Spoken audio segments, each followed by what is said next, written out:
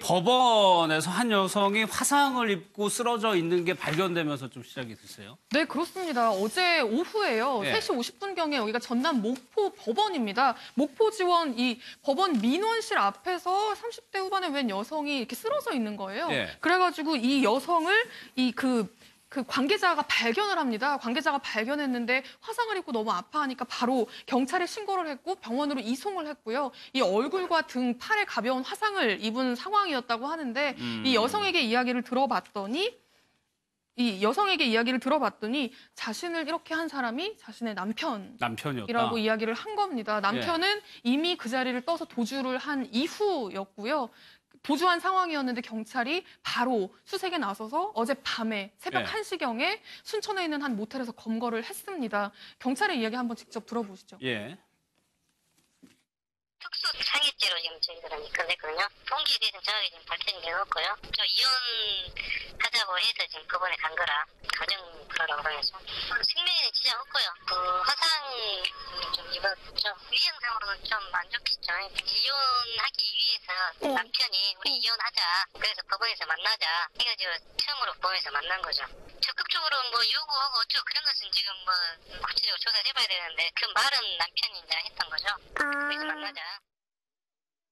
양진희 변호사, 이혼하기 위해서 만나고 약속을 잡은 장소에서 그랬단 말이에요, 남편이? 네, 그렇습니다. 그러니까 평소에 두 사람 사이에 뭐 갈등이 계속해서 있었고 그러다가 결국에는 남편이 그래, 이혼하자. 그러니까 여성 측에서 아마 이혼을 계속해서 요구했던 것 같아요. 그래서 이혼하자. 그러니까 법원에서 만나 하고 법원에서 만난 건데 만나자마자 사실 염산을 뿌린 거거든요. 그런 걸 보자라고 한다면 사실 뭐 이 사건의 주된 원인은 평소 두 사람 간의 갈등이라든지 불화라고 볼 수가 있겠고요.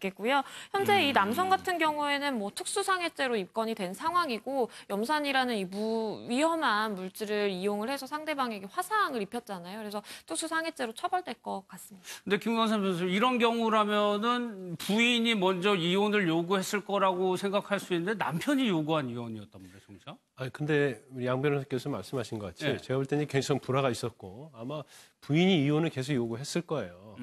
그러니까 남편의 입장에서는 그래, 그러면 너의 이혼 요구 들어주겠다. 우리 법원 가서 이혼하자. 그래서 그쪽으로 오라고 하고 일종의 유인식을 쓴 거라고 볼 수도 있겠죠. 그런 다음에 이제 염산을 뿌리지 않았나 싶고 아마 막 갈등이 굉장히 심화됐던 것을 보입니다. 그래서 남편은 아무튼 어차피 이혼할 거고 그러면 부인에 대한 이제 감정이 극도로 올랐겠죠. 그러다 보니까 이제 저런 해서는 안 될 일을 한 거고 만약 본인이 먼저 이혼하자고 이혼하기를 원했다고 한다면 그러면 법원에서 만나서 어떤 절차에 대해서 협의를 하든지 했을 거예요. 그런데 본인은 마지못해서 나오라고 해놓고 그 시간과 장소에 미리 계획을 한 다음에 염산을 가져와서 뿌렸다고 볼 수 있는 거죠. 그래서 저 범죄인은 말씀하신 것처럼 특수상해지 않습니까? 그래서 이전에 만약에 둘이 갈등이 있었어요. 그런데 어떤 성격적인 갈등이에요. 그러면 이혼하기 굉장히 어렵습니다. 한쪽이 부정한 행위를 한다랄지 폭행을 한다랄지 부당한 대우를 한다랄지 그런 게 이혼 사유가 돼야 하는데 단지 성격적인 갈등만 있는 경우는 이혼 사유가 잘 안 되죠. 하지만 저 행위 자체는 명백하게 배우자에 대해서 아주 부당한 행위를 한 거기에 해당되기 때문에 이혼 사유가 명백히 되는 거예요. 그리고 더 저기한 거는 생명에는 지장이 없다지만 얼굴을 뿌렸다면 얼굴에 다행히 이제 가벼웠다 보니까 다행이죠. 그렇지 않으면 특수상해인데도 얼굴에 만약에 화상을 좀 크게 입어서 정말 아주 심각하다. 그러면 중상해가 될 수 있어요.